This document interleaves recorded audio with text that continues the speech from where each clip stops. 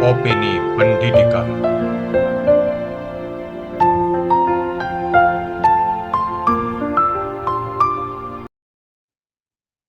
Bismillahirrahmanirrahim. Assalamualaikum warahmatullahi wabarakatuh.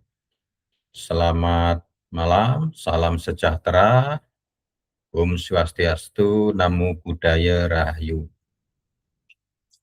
Para netizen, saudara-saudara saya, sebangsa setanah air, izinkan saya untuk menayangkan video perdana saya di channel YouTube saya. Channel YouTube saya adalah Opini Pendidikan. Jadi disclaimer dulu, meskipun channel ini bernama Opini Pendidikan, saya bukanlah seorang ahli atau praktisi di bidang pendidikan, bukan ahli atau praktisi di bidang regulasi kenegaraan, bukan pula ahli atau praktisi bidang hukum. Namun saya di channel ini hanya sekedar berbagi opini. Saudara-saudaraku, netizen sebangsa setanah air, untuk tema video perdana ini, saya mengangkat judul Sinergi Hukum Lindungi Guru Mengakhiri Era Kriminalisasi Pendidikan di Indonesia. Tema ini sengaja saya angkat berawal dari kegelisahan saya melihat fenomena begitu maraknya guru mengalami kriminalisasi.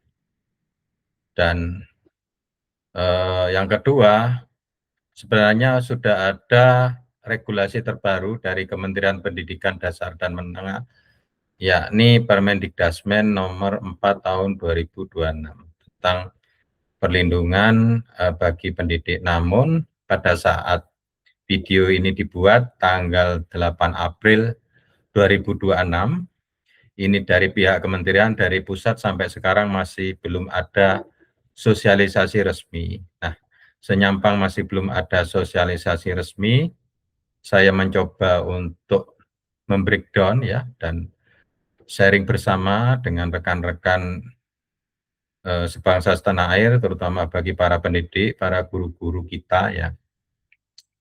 Dan pendekatan yang akan saya aturkan saya presentasikan atau saya sampaikan opini ini, saya coba pendekatan dari sudut pandang yang lain, yakni dari sudut pandang regulasi Permendikdasmen dan KUHP yang terbaru, KUHP yang sudah diperbarui ya tahun 2026 ini.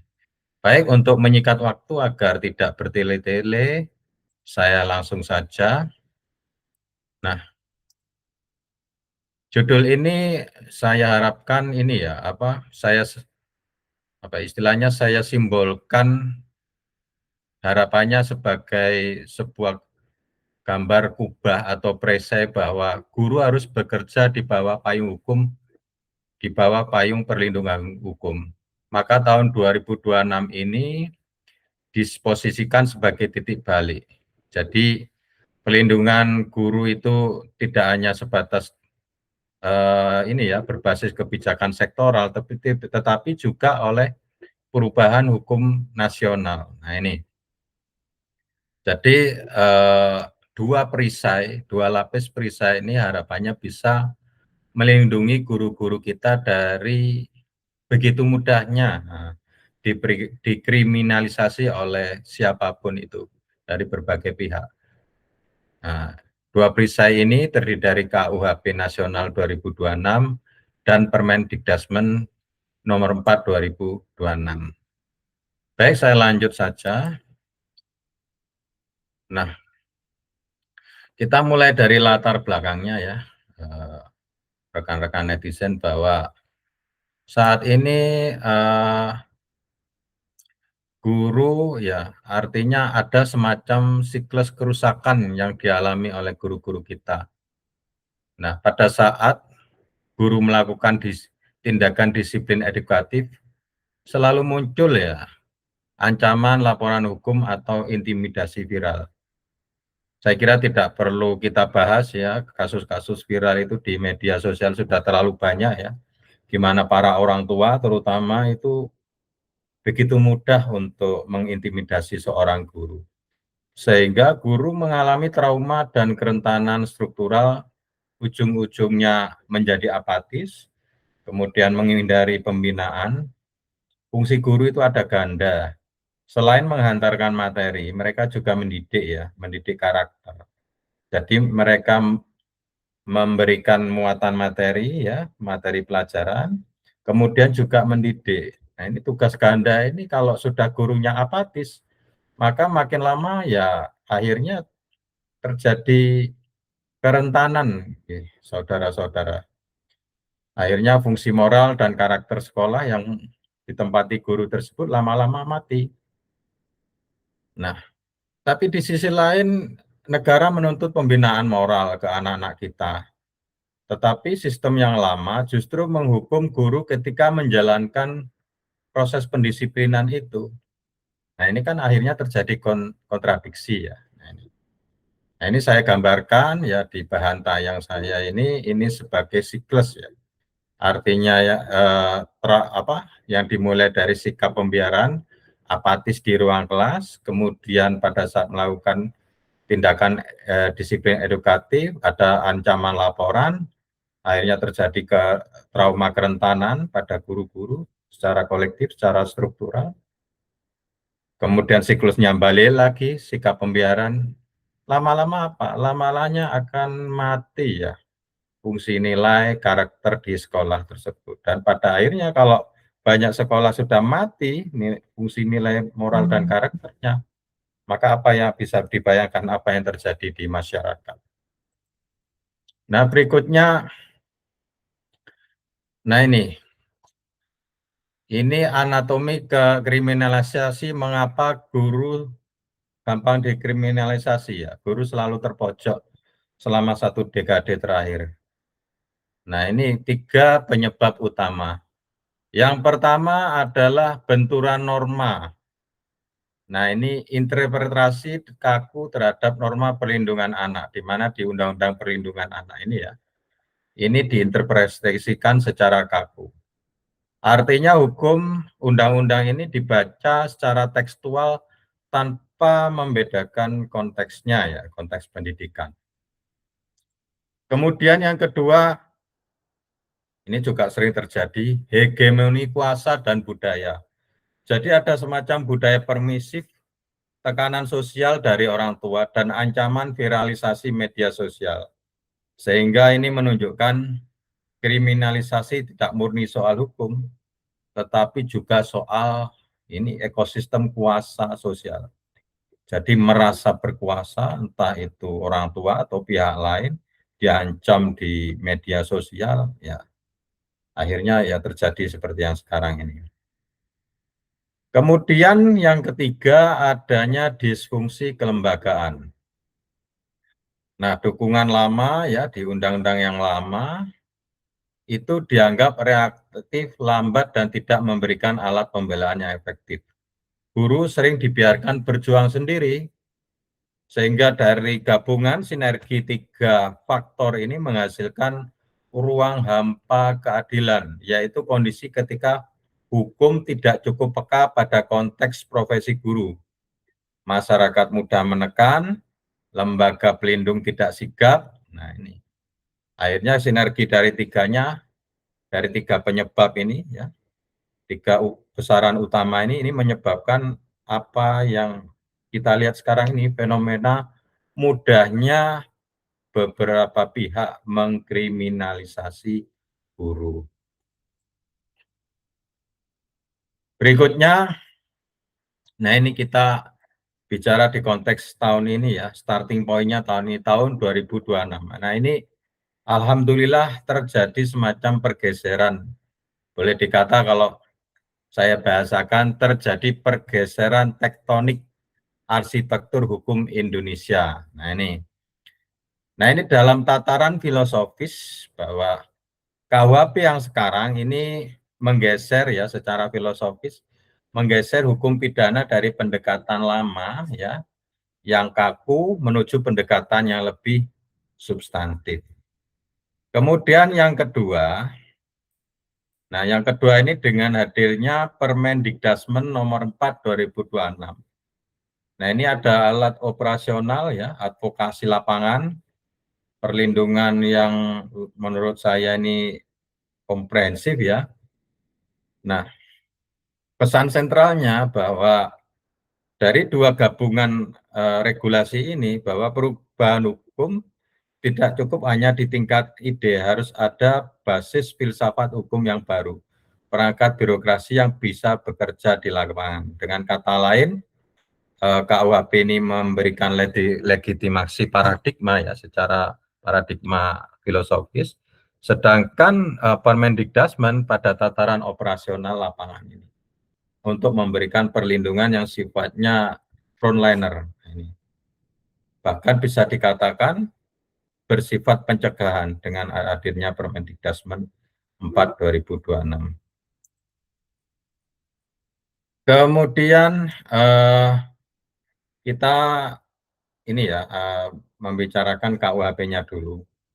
Jadi saat ini dengan adanya perubahan KUHP, nanti para netizen yang berbasis ya yang berlatar belakang hukum mungkin bisa memberikan masukan lebih.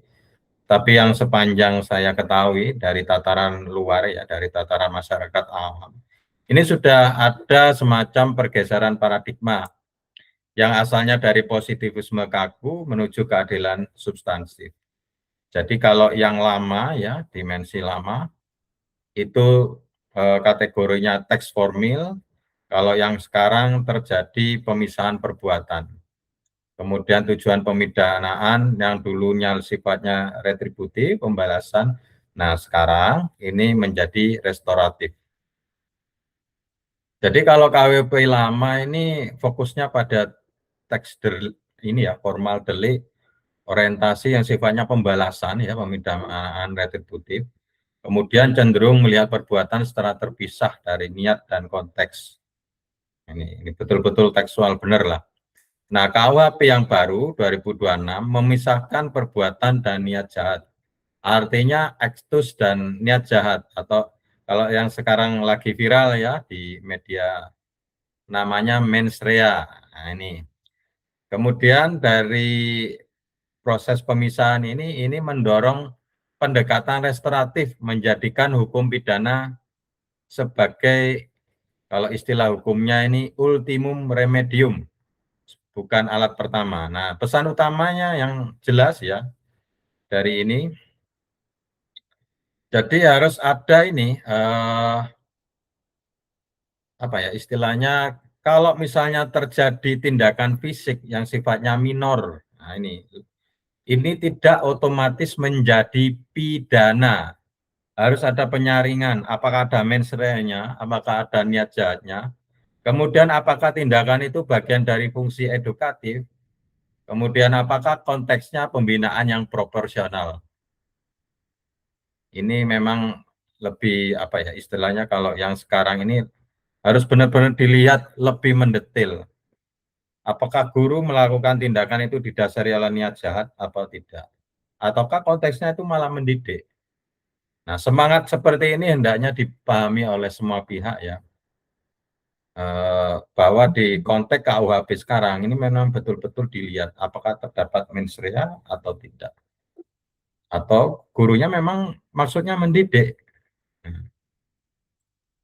Baik, kita lanjut. Nah, ini kita menukik lebih lanjut ya. Ini kalau kita lihat di pasalnya ya, pasalnya di KUHP yang baru, ada pasal 31.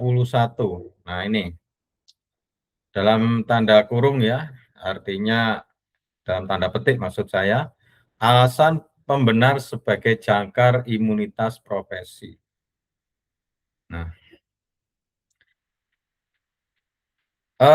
pada saat apa ya istilahnya alasan pembenaran seorang guru melakukan tindakan untuk konteks pasal 31 ini, yang pertama ada kewenangan yang sah.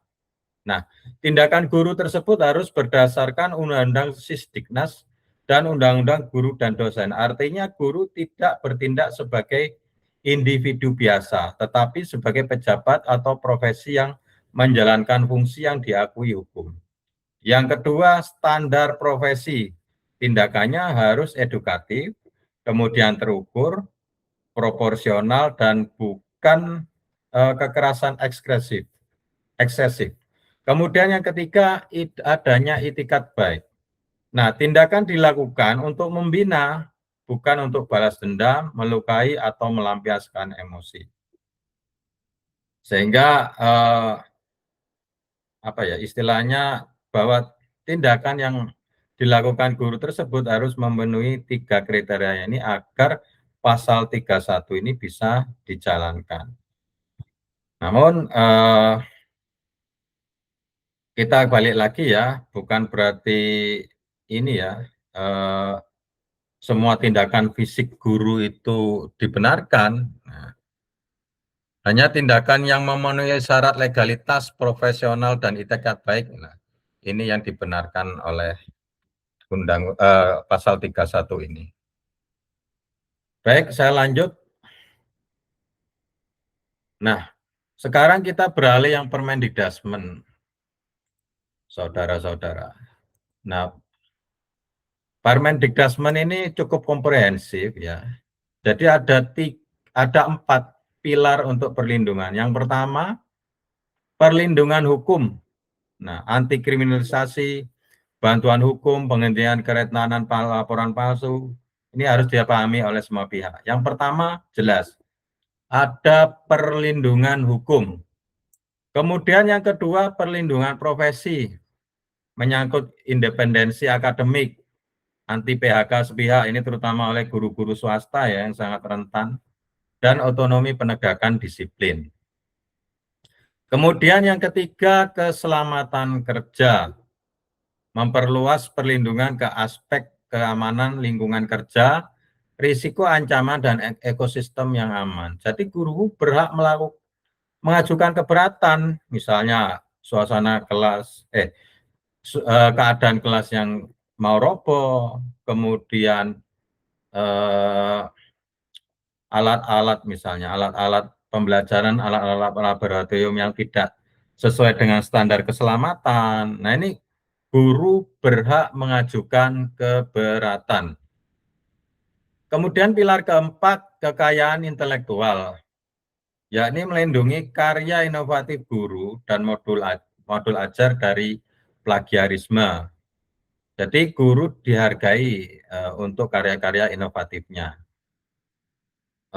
Mulai dari era Merdeka Belajar kan guru-guru banyak yang kreatif ya, mereka banyak sekali menyumbangkan media, ide, dan sebagainya di platform yang lama, di platform Merdeka Mengajar yang platform lama. Kemudian sampai sekarang pun masih banyak guru-guru yang kreatif. Nah, ini hak kekayaan intelektualnya dilindungi oleh aturan ini. Jadi makna strategisnya, jadi negara hadir lebih proaktif ya di perlindungan guru dengan adanya Permendikdasmen ini. Jadi 4 ini merupakan hak guru yang harus dan menjadi kewajiban negara untuk memenuhi. Baik, kita lanjut. Nah, kemudian sebagai pelaksana operasional ya untuk Permendikdasmen 4 ini, nah ini ada 3 level. Yang pertama tentu ada garis pertahanan pertama, ini level sekolah. Garis pertahanan pertama bersifat ringkas, cepat, dan dekat dengan kasus. Nah, ini garis pertahanan pertama, ini maksimal 5 orang, berisi guru senior, plus komite sekolah, plus tenaga administrasi. Kemudian level 2, level daerah. Ini dibentuk kepala dinas. Nah, ini berisi birokrat, dinas, plus pakar hukum, plus organisasi profesi, ya, seperti PGRI ya, di daerah itu di level 2. Kemudian di level 3, level tertinggi itu tingkat pusat, kementerian sebagai Dewan Pengawas Nasional dan Clearing House untuk kasus yang ekstrem. Pesan utamanya apa? Pesan utamanya ini ada semacam pembagian kerja ya, desentralisasi dalam apa ya, artian untuk memotong rantai birokrasi. Karena sistem yang lama itu lambat karena semuanya menunggu proses administrasi. Nah, dengan adanya model baru ini, semua kasus kalau bisa itu diselesaikan di level pertama, yang yakni level sekolah. Jadi hanya kasus-kasus yang betul-betul ekstrim yang apa ya, istilahnya diselesaikan oleh pusat. Untuk lebih jelasnya seperti apa pembentukan Satgas ini, SK-nya bagaimana dan sebagainya, kita sama-sama menunggu sosialisasi resmi dari kementerian. Nah ini, dengan adanya pembagian 3 level ini lebih cepat, diharapkan lebih cepat responnya, lebih proaktif, lebih apa ya, istilahnya lebih cepat tertangani. Nah, ini.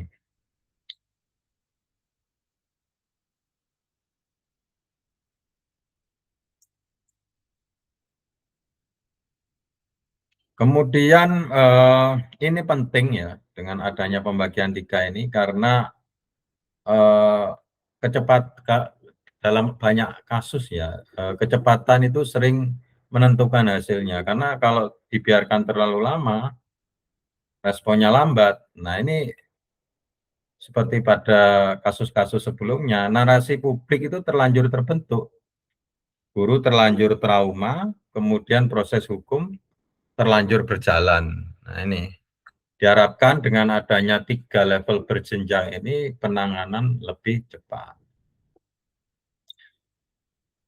Kemudian bagaimana?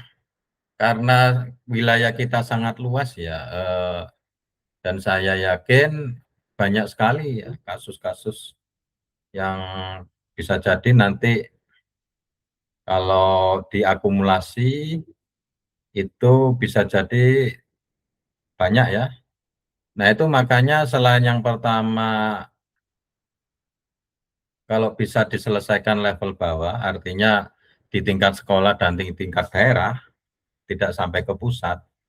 Nah, kalaupun akhirnya sampai ke pusat, sampai saat ini masih belum ada informasi apakah ini langsung oleh pusat atau didelegasikan ke UPT ya. Misalnya kalau yang melakukan proses advokasi adalah BBPMP atau BPMP. Sampai sekarang masih belum ada informasi. Kita sama-sama menunggu nanti sosialisasi resmi dari pusat. Baik, saya lanjutkan. Kemudian ini bandingannya dengan antara yang sekarang, peraturan Permendikdasmen sekarang, dengan yang lama, ya, dengan Permendikbud 75 tahun 2016. Jadi salah satunya ini transformasi komite sekolah. Asalnya dari pengumpul dana menjadi mediator kultural. Kalau yang lama, di aturan yang lama, Permendikbud 75 2016, perannya cenderung tereduksi menjadi instrumen pengumpul dana masyarakat. Nih.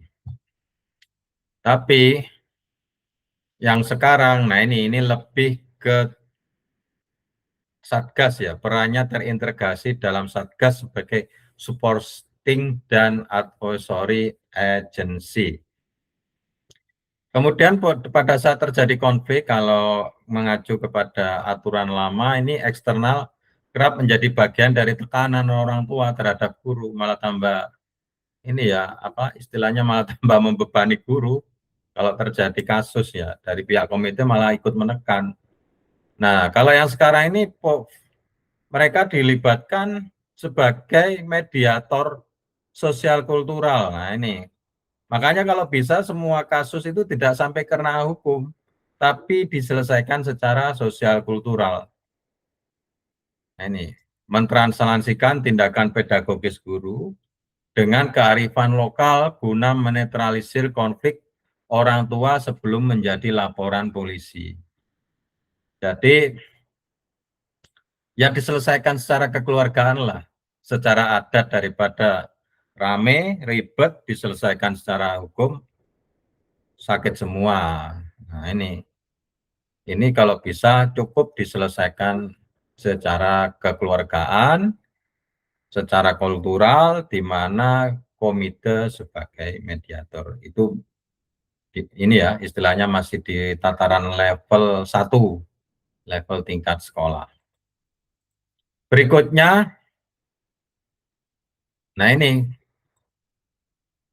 di slide ini ya, saudara-saudara, bahwa ada semacam ini ya, tangga penyelesaian. Nah ini yang pertama, mediasi berkeadilan. Nah ini forum tertutup untuk mencari win-win solution, solusi menang-menang.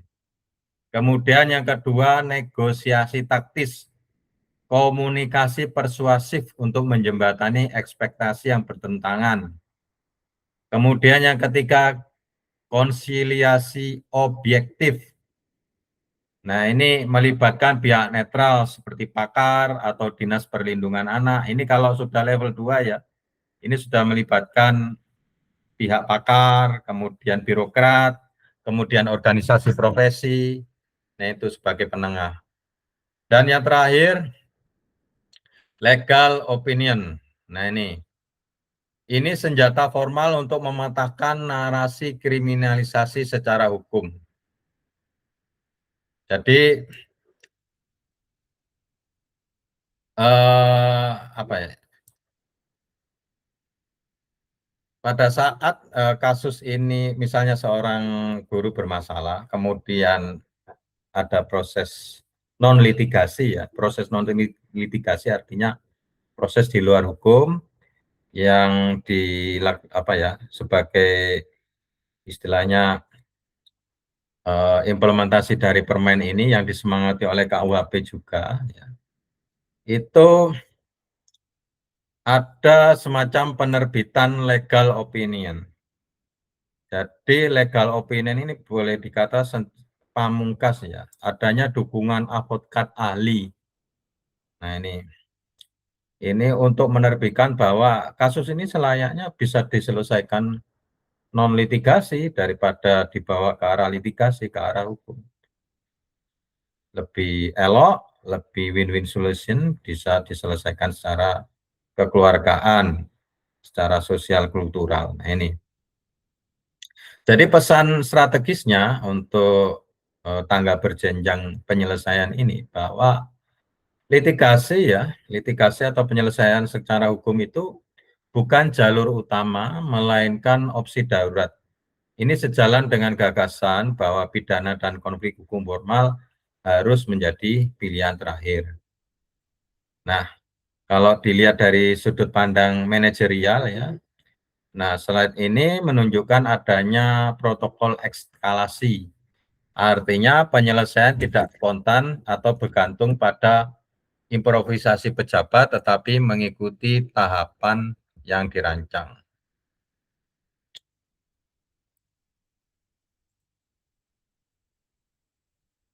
Nah,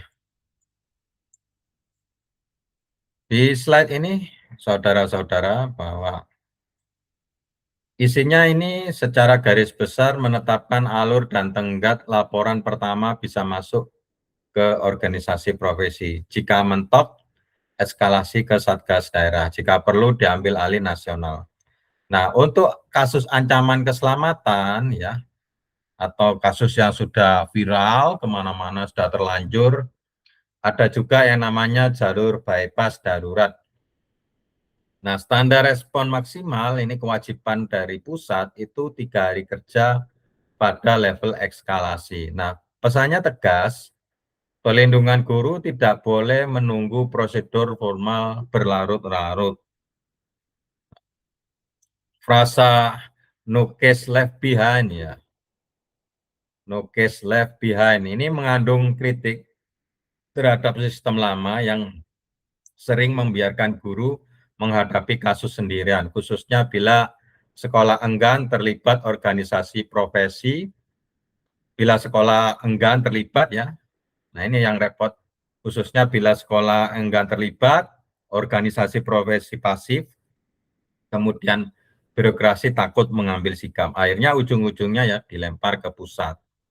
Nah ini kewajiban pusat kalau lihat Permendikdasmen ini maksimal ditangani 3 hari kerja.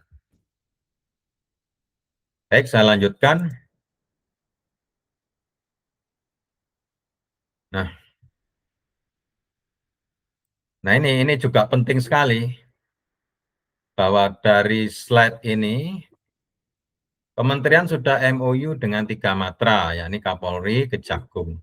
Aparat dilarang langsung memproses penyidikan pidana. Artinya apabila ada laporan polisi, baik dari orang tua, dari LSM, dan sebagainya itu tidak langsung diproses, tapi harus ada semacam mekanisme ya. Dan ini sudah ada MOU antara kementerian dengan pihak-pihak penegak hukum ya, baik Polri maupun Kejaksaan. Ini sambil menunggu sosialisasi resmi dari kementerian, ini seperti apa nantinya prosedur teknisnya. Tapi sebagai informasi awal bahwa seperti ini, saudara-saudara. Jadi tidak serta-merta begitu ada LP ya ke polisi langsung masuk jadi pidana, tidak dengan adanya Permendikdasmen ini. Nah, jadi jalur pidana ini kasus mau tidak mau harus masuk ke yang namanya mekanisme keadilan restoratif bersama Satgas, baik yang Satgas dari level 1 ya, tingkat sekolah, maupun Satgas yang ada di daerah. Enggak serta-merta langsung dipidana begitu laporan masuk, tapi didiskusikan dulu dengan Satgas.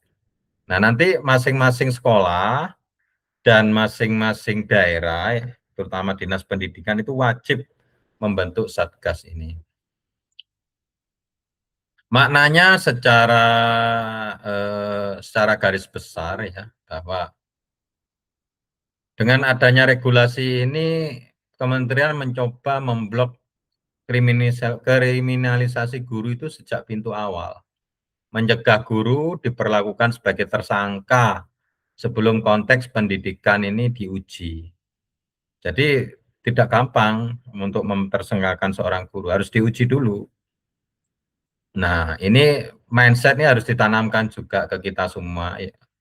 Mindset logika ini dari proses pidana dulu menjadi uji dari asalnya proses pidana ya, menjadi uji pedagogis dan restoratif. Ini adalah semacam apa ya, shifting ya, perubahan mindset. Asalnya kepingin mempidana, ini harus diuji dulu menjadi harus apakah betul layak ini dipidana, harus didiskusikan dengan Satgas. Apakah ini hanya semacam tindakan pedagogis saja?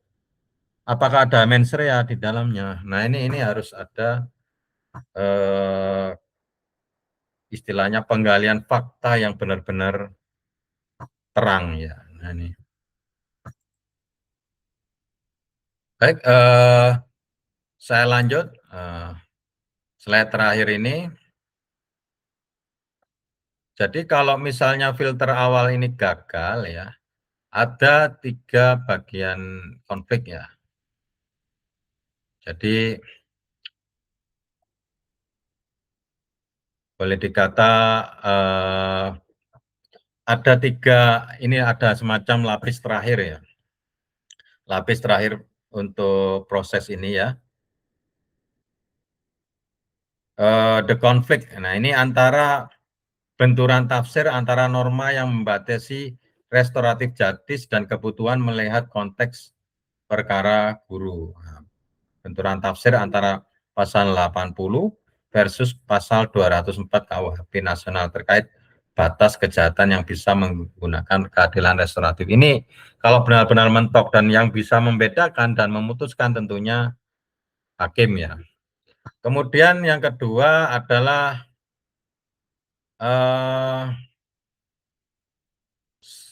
SEMA ya, SEMA 1 dan 2026 ya Mahkamah Agung. Jadi SEMA 1 ini Ketua Pengadilan Negeri bertindak sebagai key decider. Hakim diberi mandat untuk diskresi mutlak untuk mengesampingkan dakwaan dari jaksa. Kemudian yang terakhir, memaksakan inisiasi perdamaian keadilan restoratif langsung di dalam ruang sidang jika tindakan guru masuk kategori alasan pembenar di pasal 31.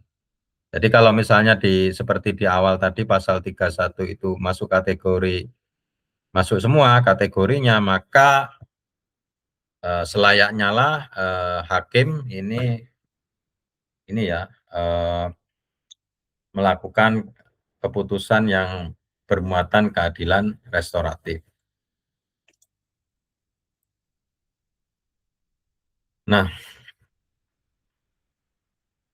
untuk pasal 31 ini ya, saudara-saudara, ini rancangan sistemnya memang dibuat berlapis ya, jadi ada KUHP ya yang sifatnya restoratif, kemudian ada Permendikdasmen 2002, Permendikdasmen 4 2026. Nah, jadi ini memang dibuat berlapis-lapis seperti ini, harapannya memang tidak mudah untuk mengkriminalisasi seorang guru. Jadi di pasal 31 kita mulai dari yang lapis tengah, ada Satgas ya.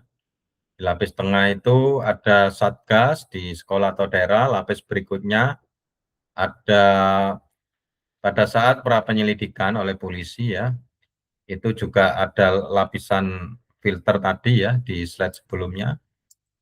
Yang ini, jadi Kementerian sudah mengadakan MOU, jadi tidak serta-merta langsung disidik, tapi didiskusikan dulu dengan Satgas, apakah ditemukan mens rea, atau apakah tindakan itu semata-mata sifatnya pedagogis, mendidik. Nah ini. Kemudian yang terakhir tentunya benteng terakhir itu benteng peradilan ya, yang dikomandoi oleh Mahkamah Agung. Namun kalau kita lihat secara garis besar makna dari lapisan-lapisan ini, bahwa kriminalisasi guru tidak bisa lagi masuk dari satu titik saja, karena setiap pintu sudah dikunci oleh mekanisme-mekanisme yang berbeda, ya, baik dari sisi KUHP maupun dari sisi Permendikdasmen 4. Ini harapannya tidak gampang lagi lah untuk mengkriminalisasi guru, harus didiskusikan dengan Satgas. Baik, sebagai penutup, ini ada ungkapan ya yang mudah-mudahan menjadi semangat bagi saudara-saudara kita, terutama yang berprofesi sebagai guru ya, bahwa era kriminalisasi ini kita upayakan ya, sama-sama kita kerja bareng, harus segera berakhir. Era kriminalisasi untuk para guru ini harus segera berakhir, tahun ini juga sebagai starting point-nya. Hantu fobia pelaporan dipaksa hengkang, karena ada Satgas tadi, tidak serta-merta harus didakwa ya, tidak serta-merta harus menjadi seorang terdakwa.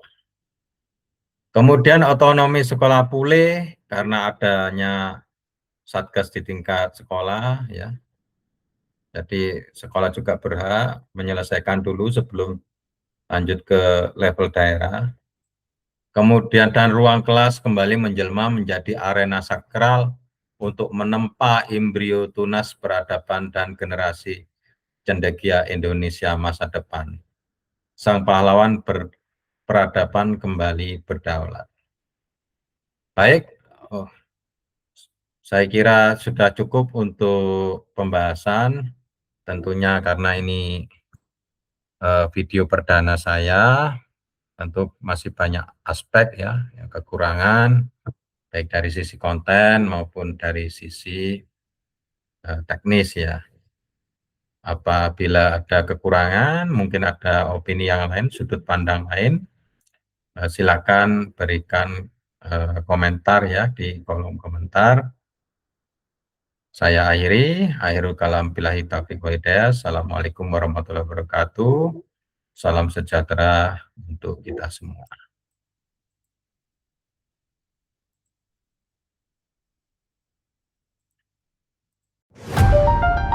Silakan subscribe, komen, dan share.